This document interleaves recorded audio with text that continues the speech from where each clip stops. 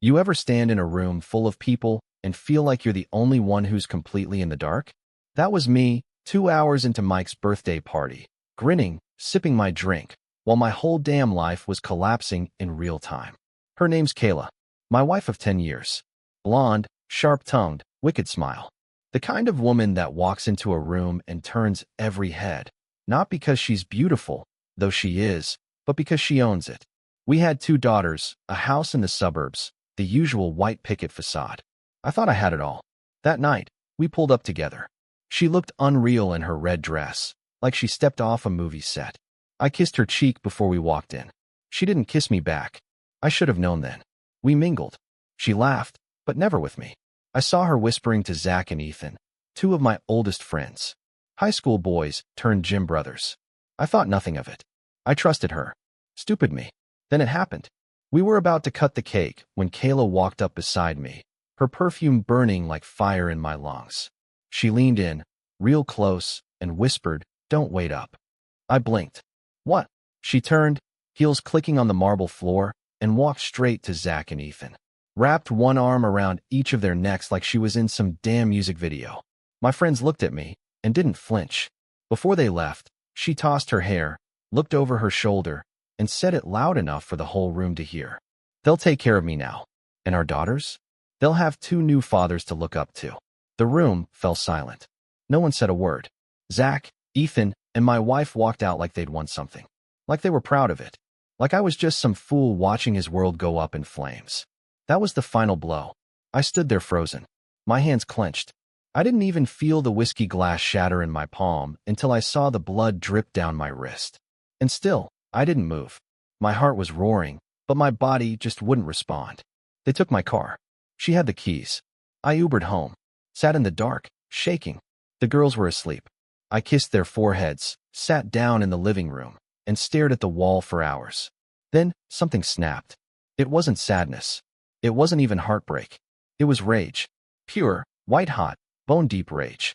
You don't spend 10 years building a life, sacrificing dreams, staying loyal, being a father, a husband, a damn man, just to be humiliated in public like that. Just to be replaced by gym rats with protein shakes and zero conscience. No, she wanted a war. She got one. I opened my laptop. I started digging. Phone records. GPS logs. Hidden folders in our shared cloud. She thought I was too stupid to check. But see, that's the thing about betrayal. It sharpens you. Makes you see everything you ignored. And what I found that night. It lit the fuse. This wasn't her first time. Oh no, Kayla had been busy. Zach wasn't her first. Ethan wasn't even her second. There was Ryan, the real estate guy. Blake, her personal trainer. Connor, the guy from the dealership. And guess what? She recorded most of it. I don't know if it was ego or recklessness, but I watched her on camera, grinning, moaning, loving the thrill of hiding in plain sight. Every damn file. I saved them all. Categorized. Named. Dated. This was no longer about heartbreak. This was evidence. This was the start of something bigger. My hand stopped shaking. My mind got cold, calculated. I made lists. I wrote down names. I thought of her friends, her family, her boss. I pictured every place she felt safe and imagined how I'd burn those illusions to the ground. Kayla thought she destroyed me that night. She had no idea she just woke up something far, far worse. The next morning, the house was still quiet when I woke up. The sun was rising, and the birds were chirping like it was just another normal day in the suburbs. But inside me, everything had shifted. I wasn't the same man who smiled at his wife across the kitchen table. That guy died at the party. Kayla still hadn't come home. She didn't call, didn't text, just vanished with 2 of my oldest friends, like our family meant nothing, like our daughters were some disposable part of her past. I went into her home office, opened her laptop. No password. Mistake number 1, Kayla. Within 5 minutes, I was deep in her digital world. She had no clue how easy it would be for me to trace her steps.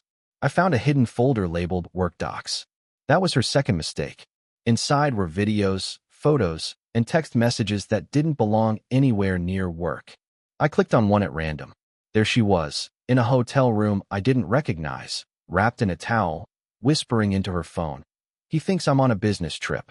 He's so predictable. I stopped breathing. My jaw clenched so tight it hurt. I clicked another.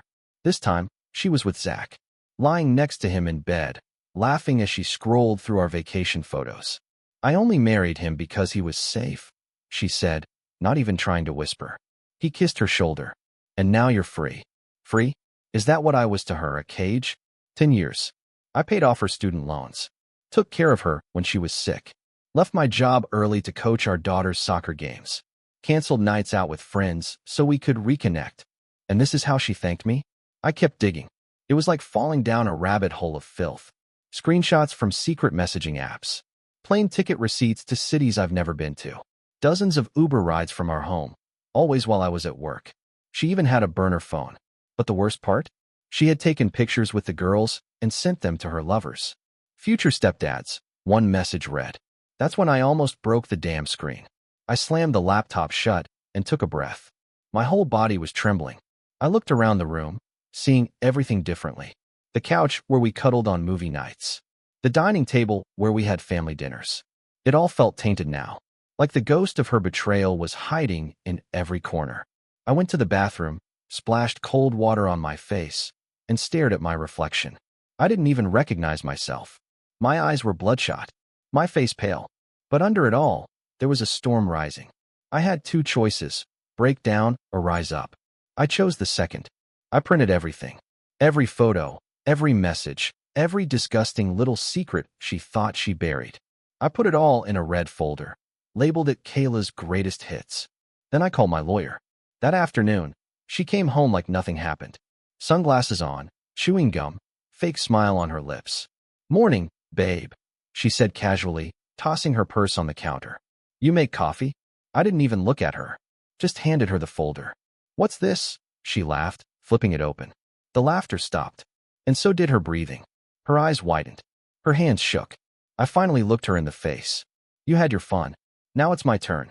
She opened her mouth to speak, probably to lie again, but I raised my hand. Save it, Kayla. I already know everything. Her smile vanished, and for the first time in a long time, I saw fear in her eyes. She stood frozen in the kitchen, holding that red folder like it was a live grenade. I watched her fingers tremble as she flipped through the evidence, the screenshots, the videos, the text messages she thought would stay buried. You went through my stuff? She finally muttered, voice sharp. That's what she led with. Not I'm sorry. Not let me explain. Just that I invaded her privacy. I laughed. I couldn't help it. You've been playing a whole damn circus behind my back, and that's your concern? That I saw the truth. Her eyes narrowed. She threw the folder on the table and crossed her arms. You're being dramatic, Josh. There it was. That smug, dismissive tone. The same one she used when she forgot our anniversary. The same tone she used when she lied about working late and came home reeking of cologne that wasn't mine. You've been screwing half the neighborhood. I snapped. And you think I'm being dramatic? Her face changed then, just for a second. Like she wanted to scream, or cry, or run. But she didn't. Instead, she smirked. You always wanted a perfect wife, she said, walking past me toward the living room. Newsflash. I got tired of pretending. I followed her, my fists clenched so tight my knuckles cracked. Pretending? Kayla, I gave you everything. I built our life around you. I sacrificed for this family. And I never asked you to. She poured herself a drink, like we were having a casual conversation. You think providing a house and playing daddy makes you a good husband? No, I said, stepping closer. But not spreading your legs for my best friends might have helped. She turned then, fast. Glass slammed on the table. You don't get to talk to me like that. I don't. My voice broke with fury. You humiliated me in front of everyone. At that party, what the hell was that? She rolled her eyes. You think you didn't deserve it? That hit like a brick. What are you talking about? All those years, she hissed. You were boring, Josh. Predictable. Safe. I felt like I was dying in this house. I stared at her. So instead of telling me that, you decided to destroy everything? Her voice softened. Fake, like syrup covering poison. I needed to feel alive again. No, I said coldly. You needed attention. You needed to be worshipped. You needed someone to tell you you're still hot. And they did, she whispered. Better than you ever could. I didn't hit her. I didn't yell. I didn't throw anything. But something in me shut off right there. Like a final switch being flipped. You're going to pack a bag, I said, steady now. You're going to leave this house. Tonight. She laughed again, cruel, bitter. You really think you can just kick me out? I stepped forward, reached into the drawer, and placed the divorce papers on the counter. Her smile twitched. I talked to the lawyer this morning, I said. I have everything documented. Videos. Messages. You signed a prenup, remember? Her face went pale. You wouldn't. Oh, I will, I said. And the girls? They're staying with me. Because you, Kayla, are not just a liar. You're dangerous. She stood there, shaking, the woman who once had me wrapped around her finger. Not anymore. She thought she was dealing with the old Josh. But the man standing in front of her now? He was done playing nice. Kayla didn't pack her bags that night. Instead, she locked herself in the bedroom and blasted music loud enough to shake the walls, as if she was a teenager throwing a tantrum. I slept on the couch with one eye open, waiting, not for an apology, but for another low blow. When the house finally fell silent around 3 a.m., I got up, walked to the master bedroom, and quietly turned the lock from the outside. She wanted to act like a child? She'd get treated like one. The next morning, I made breakfast for our daughters like I did every day. Eggs, toast, cartoons playing in the background. They laughed when I added whipped cream to their pancakes in the shape of smiley faces. But behind my smile, my chest felt like a war zone. How do you explain to two little girls that the woman who kissed them goodnight was also the woman who poisoned everything? I kissed their foreheads and packed their school bags, every movement automatic. Kayla never came out of the room. She texted me once. We need to talk. Don't make this worse than it is. Worse? She had no idea what worse was. Yet, as soon as the girls were at school, I went to see Mark, my lawyer. Guy's a shark, the kind of man who doesn't blink when you mention revenge. I handed him the folder of evidence, and he raised an eyebrow halfway through the first video. You sure you want to go scorched earth? He asked. I nodded. She went nuclear. I'm just responding. He whistled low and leaned back in his chair. You'll get the house, full custody, and she'll be lucky if she walks away with anything but a suitcase. Good, I said. That's all I want. Well, not all. I also wanted her to feel it, not just legally, but personally. I wanted her friends to know what she really was. I wanted her family, especially her perfect little Instagram mom, to see who she raised. I got to work. I printed flyers. Anonymous, simple, brutal. Have you seen this woman? Below it, a photo of Kayla kissing Zach in a parking lot. On the back, a QR code linking to a drive with screenshots and chat logs. I dropped them in mailboxes around the neighborhood, taped them to the gym wall where Zach worked, slid one under the door of Ethan's fiance's salon. Then I sent one final email. Her boss. Subject line. Thought you should know what kind of business trips she's taking. Attached. A .zip file titled Productivity Highlights. I hit send, and it felt good. I came home to silence. She was gone. No note. No goodbye. Just her closet half empty and her perfume still lingering in the air. I should have felt relief. I should have felt free. But all I felt was hollow. Because under the rage, under the satisfaction of tearing her world down, there was something deeper. I loved her. Not the monster she became, but the woman I thought she was. The one who held my hand when our first daughter was born. The one who danced barefoot in the kitchen on Saturday mornings. That woman. She was dead. Or maybe she never existed at all.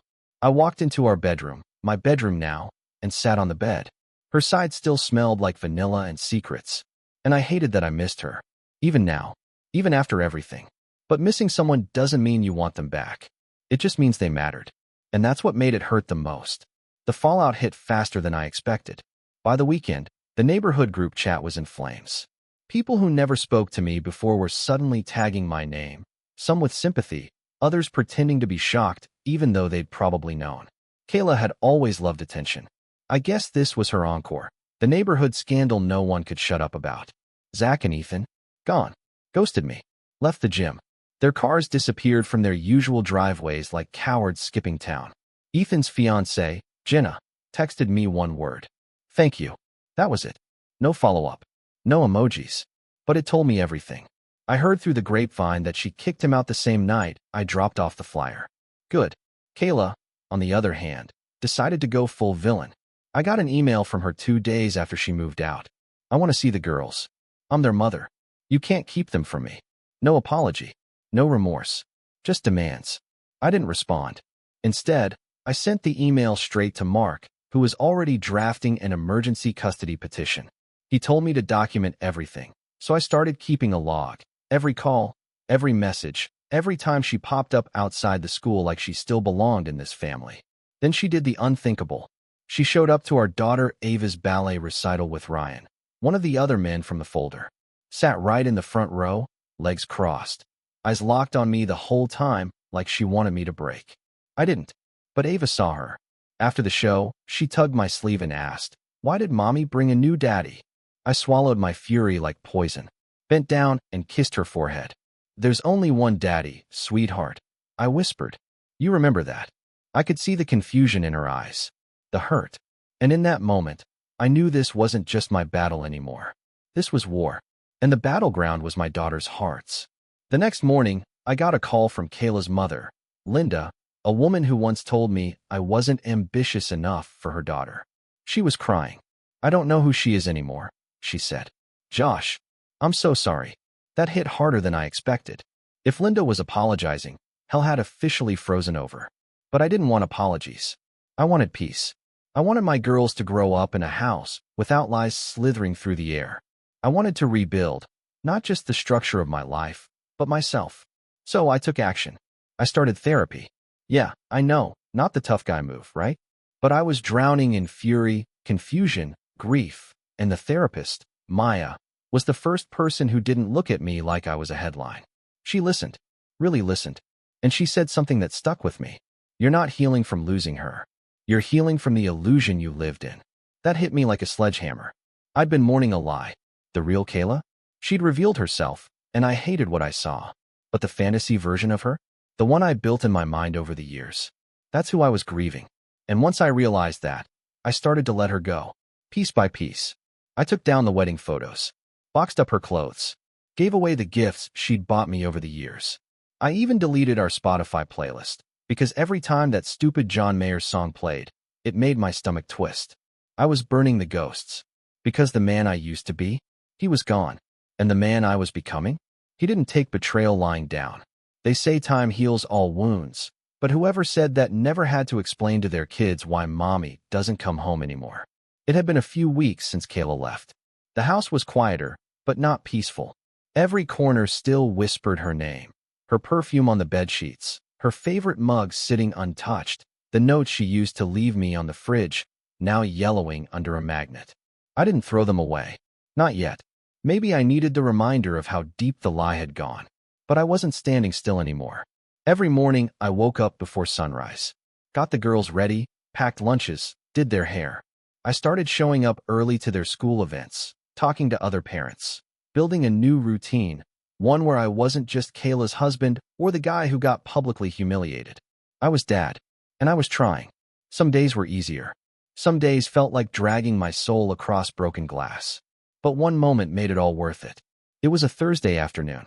I picked up Emma, our youngest, from preschool.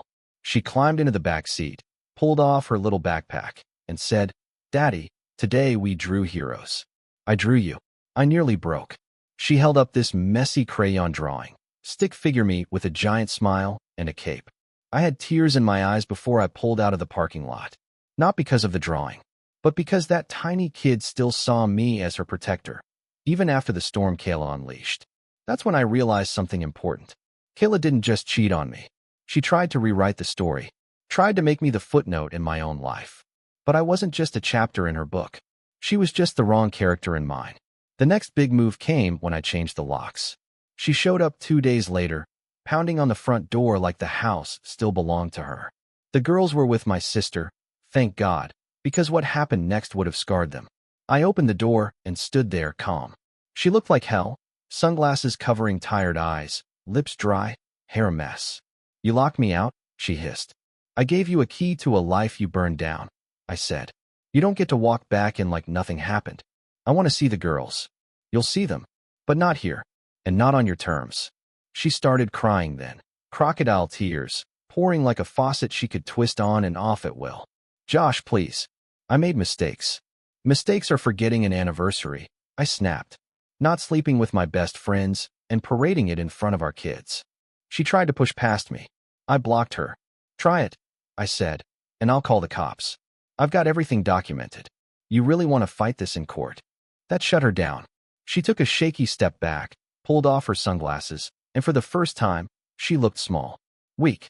Like the pedestal I once put her on had finally crumbled. "I didn't think you'd ever stop loving me," she whispered. I stared at her. "I didn't," I said. "You just made sure I couldn't anymore." She walked away without another word. And as I watched her get into a car I didn't recognize, probably another disposable boyfriend, I felt a strange sense of closure wash over me. Like something had finally ended. Not with fire. Not with screaming. Just with silence. I didn't slam the door. I just closed it gently. Because from that moment on, she was no longer part of my home. The silence after she left felt different this time. Not empty, but clean. Like the air had finally cleared after a long, choking storm. For the first time in what felt like forever, I could breathe without second-guessing every moment, every memory. The weight of her, the lies, the manipulation, it was starting to lift. But freedom, I realized, doesn't come wrapped in joy. It comes in pieces. Quiet mornings. A house where nothing gets slammed. No more fake apologies. Just space. Real, honest space. The girls adjusted faster than I did. Emma started sleeping through the night again. Ava stopped asking when Mommy would come home. I think, deep down, they already understood. Kids are smarter than we give them credit for. They feel things. They sense who's safe and who's not. One night, while brushing Ava's hair, she looked at me through the mirror and asked, "Is Mommy gone forever?" I paused. "She won't live here anymore, sweetheart. But she still loves us, right?" I smiled softly. "Yes, in her own way. But some people, they don't know how to love without hurting others." She didn't say anything after that, just nodded and leaned into me. And that's when I knew what had to be done. The divorce papers were ready. All I had to do was sign them. I'd been putting it off for weeks, not out of hope, but habit. Ending a marriage, even a toxic one, feels like cutting off a limb. You keep telling yourself maybe it'll heal, maybe it'll work again. But some things don't heal, they just rot. I opened the manila envelope and stared at the first page. Joshua Michael Cooper versus Kayla and Cooper. It looked clinical, cold, like we were just two names on paper, not a decade of memories. I picked up the pen and hesitated, not because I still loved her, but because this was it. The final page. And then I thought about that party. About her walking out with Zach and Ethan. About the smirk. "They'll take care of me now. And our daughters? They'll have two new fathers to look up to." Those words had branded themselves into my memory. They weren't a slip. They were a weapon. She wanted to hurt me. Wanted to humiliate me in front of everyone. And she did. But she forgot one thing. I get to choose how the story ends. I signed the papers. Just like that, the marriage was over. Legally, at least. Emotionally, it had died long ago. I dropped the envelope off at Mark's office and walked out into the sun. It was a normal day, blue skies, light breeze, but everything looked sharper, more alive. I wasn't a broken man anymore. I wasn't a victim. I was just the guy who'd been to hell and made it back with his soul still intact. I started focusing on the future. For the girls. For me. I enrolled in a weekend carpentry class. Something about working with my hands, building instead of breaking, made me feel grounded. I started going to the gym again, not out of revenge, not to impress anyone, but because it made me feel like me again. I reconnected with old friends. The real ones, people who didn't whisper behind my back or sleep with my wife. We laughed. We drank. We talked about things that didn't involve betrayal. Life started to grow back. It wasn't perfect. Some nights I still woke up sweating, dreaming she was back in the house. Some mornings I stared at her old coffee mug and felt that strange ache of betrayal again. But the pain was no longer screaming. It was just background noise. The worst was behind me. And what lay ahead? That was mine to decide. It's strange how betrayal, once it settles, becomes less about the person who hurt you and more about the person you become because of it. I used to replay that party moment in my head like a scene from a horror film I couldn't stop watching. Her walking out, arm in arm with Zach and Ethan, that venomous smirk on her face, and those words that crushed every ounce of trust one had left. "They'll take care of me now. And our daughters? They'll have two new fathers to look up to." Those words used to tear me apart. Now, they just sound pathetic. Like a desperate woman trying to rewrite her failure into something bold. A performance, not a truth. And once you see it for what it is, you stop bleeding from it. The thing about pain is it forces you to choose. You either let it hollow you out, or you let it carve room for something stronger. I chose the second. Now, Every morning when I wake up, the house isn't haunted anymore. The silence isn't sad. It's peaceful. The walls aren't whispering reminders of betrayal. They're holding the laughter of two little girls who think their dad can do anything. That's my real legacy. People ask sometimes, coworkers, even a couple friends, how I'm doing. I give them the short version. It was rough, but I made it through. But if I'm being honest, I didn't just survive Kayla. I found myself in the ruins she left behind. I stopped pretending to be someone I wasn't. A people pleaser, a peacekeeper, the nice guy who swallows pain with a smile. I became someone real, raw, honest, and yeah, a little rough around the edges, but stronger. I also learned things I wish I hadn't had to learn. Like how betrayal never starts with the moment someone climbs into another bed. It starts with the little lies. The emotional distance. The way they stop laughing at your jokes. How they pull away when you reach for their hand. It's death by 1,000 cuts. You just don't notice you're bleeding until it's too late. But the biggest lesson? Never ignore your gut. I knew something was wrong months before that party. I felt it. Her phone always flipped screen down. The sudden interest in late-night workouts. The way she talked about me in past tense. I saw it. I just didn't want to believe it. Belief doesn't change truth. Now I see clearly. Kayla wasn't just a bad partner. She was a master manipulator. She used love like currency, loyalty like a leash. And when she no longer needed me, she tossed me aside like used paper. But that's not a reflection of me. It's a mirror of who she really is. I feel bad for the next guy, honestly, because no matter how many gym bodies or shiny cars she chases, she'll always be the same empty woman searching for validation in all the wrong places. Me? I'm done searching. I've got 2 daughters who remind me every day that I matter, that I'm enough. That love, when real, doesn't cheat or lie or humiliate you at a party full of friends. It holds you up, builds you, stays. And if there's anyone reading this, anyone who's been broken the way I was, here's what I'd tell you. You will survive. You will get angry. You'll feel like your insides are being scraped out with a spoon. You'll question everything. And then one day, you'll wake up and realize the worst already happened. And you're still standing. That's the beginning of you. Not them. Not the lie. Not the betrayal. You. Because the moment you stop bleeding for someone who never deserved your heart, that's when you start healing. That's when you finally start living.